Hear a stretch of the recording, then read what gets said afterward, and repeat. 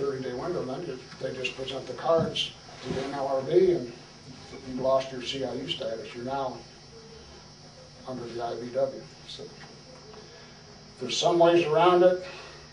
Again, I still say the best way is employee relations. To have a good working relationship with your people, to pay them a fair wage, to give them fair benefits, get input from them, make them feel that they're a part of the organization, a part of your team, train them, and just treat them like you want to be treated yourself. Treat them with respect. There's been a lot of studies that have been done with employee relations, and everyone that I've ever looked at, wages are kind of down in the middle of the group. If you have like the top 10 or something, wages aren't even up at the top. Everybody thinks it's always wages that drive people to a job. Some of the bigger ones are just recognition by the employer that I'm doing a good job, being able to communicate with the employer, having an open door policy, being a part of the team, and wages and benefits.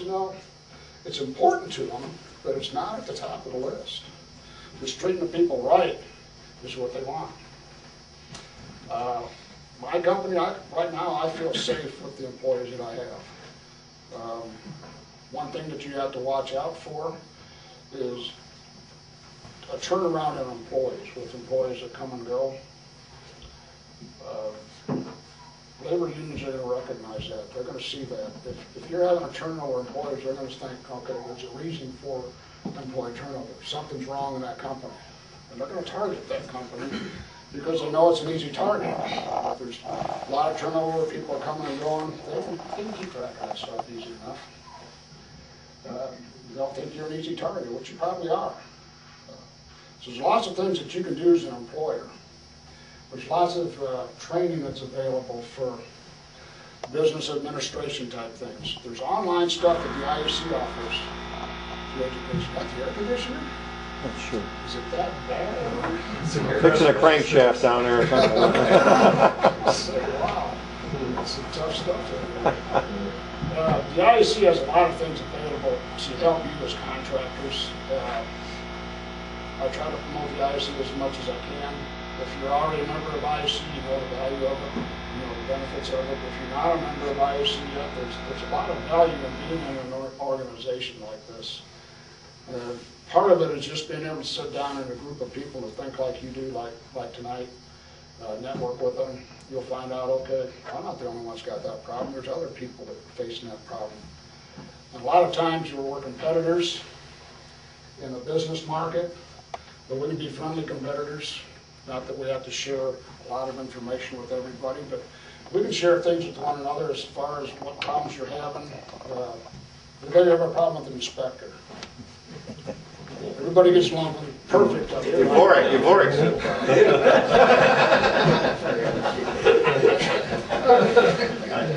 you get a group of guys in a room like this and say, this one inspector is driving me nuts, and everybody else raises their hand and says, yeah, I'm nuts too because of that guy. Well, guess what? There's strength in numbers.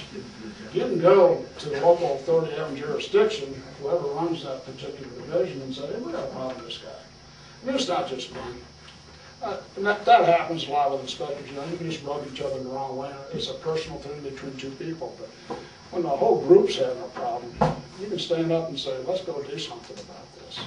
And if you get enough people coming to somebody that's in the position of authority, they're going to have to bend a little bit and do something about it.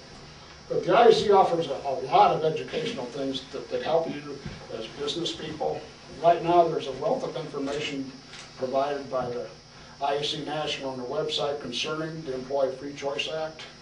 A lot of educational opportunities that are online. There's hundreds of classes that you can take online through a computer system, ranging from technical to administrative to legal, all those different things that are important to running your business and helping you run your business the right way. 2 weeks we're having a leadership conference down in Florida, and we're going to have a specialist, Marshall Coleman, who I mentioned before, is coming in to have 2 half-day sessions with us.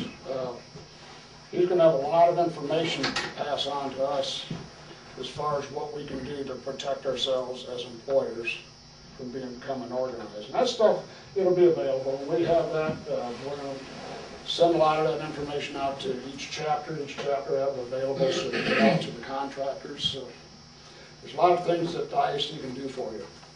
A lot of times if you don't ask, you won't get it. You have to make your needs known a lot of times for Gary or Kevin to help you out, or for me as a regional person to help you out with national stuff. So there's lots of ways you can get things to happen. And yes. Is there a way to get union people to sign independent cards that they don't want to be in the union? And I mean, I wish there was. Well, Right now, I don't understand what makes the union so powerful. They can do whatever they want. They have laws, and the legislators behind The them. lobbyists. Their pockets a lot deeper than independent pockets are. So that's it. It's just the amount of cash they can spend on getting laws passed. And Our employees don't pay dues to anybody. you Labor should. unions and people, they pay dues, and those dues are used as how the leadership wants to use it. And most of the membership has no idea what it's being used for. You can't make up paperwork and then have them sign it in a fake sort of way. We're laughing, but that's what they're doing. I mean, Not according to labor laws. Labor laws were written for unions. One of the things that you'll hear a lot, not so much now since the election's over, but before the election, people were always saying, I'm for the working man, Democrats mainly. We're here to represent the working man. Now, in their opinion, you're not the working man. The working man is somebody that's in a labor union. They don't classify anybody that's not in a labor union as a working man. You ask them who they think a working man is. Well, it's the union electrician, or it's the union carpenter, or plumber, or whoever. They don't look at it the same way we do. Even though unions only have 12% of the workforce, they still don't see that. A lot of it's just educating local legislators from the state level all the way up to the federal level. Some of them don't even have any idea what the Employee Free Choice Act is, especially the new people that have just been elected. They don't even know what it is. You ask them about it, and they'll say, I've heard something about that. What's it? Oh, that's that thing, we're trying to give the employees some freedom so that they're not stuck working for these evil and wicked employers that treat them rotten all the time, that threaten them with their jobs all the time. So that's what they say, and that's how they think. If you've never gone to a legislative day at the state capitol or the national legislative thing, it's a good experience. You need to go just to see what happens. And believe it or not, the legislators are just like you and me. They're just common people. And some of them will put themselves above you, but you stare them face to face and look at them as an employer, as a voter. Most of the time they're going to listen to you. They may not like what you say, but at least you get your point across. So it's a good experience to do some of that. Just get a feel of what's going on. You need to be involved in legislative activities because it affects you more than what you know. If you say, well, it doesn't affect me, I don't care what happens, well, if you're in business, you better care because it will affect you. And if you don't do something about it, they're going to take advantage of you. The government gets bigger and bigger all the time. It's not shrinking. It keeps growing. And it's going to take more and more money to fund that hugeness that they're becoming. And where they're going to get the money? Small business people are going to be affected the worst. We already carry the brunt of the tax burden, and it's only going to get worse. I got to get off the soapbox. I can talk about that stuff all night long, but we're here. I'll answer any questions now, if I can. Real quick, you asked about being careful of possible new employees. Is it legal to ask a potential employee if they've signed a card check? No. You cannot even ask them. No. You can ask them, but if you have a person coming into your office, not knowing where they come from or who they are, or referred by somebody that you know that's reliable, it could be a union assault.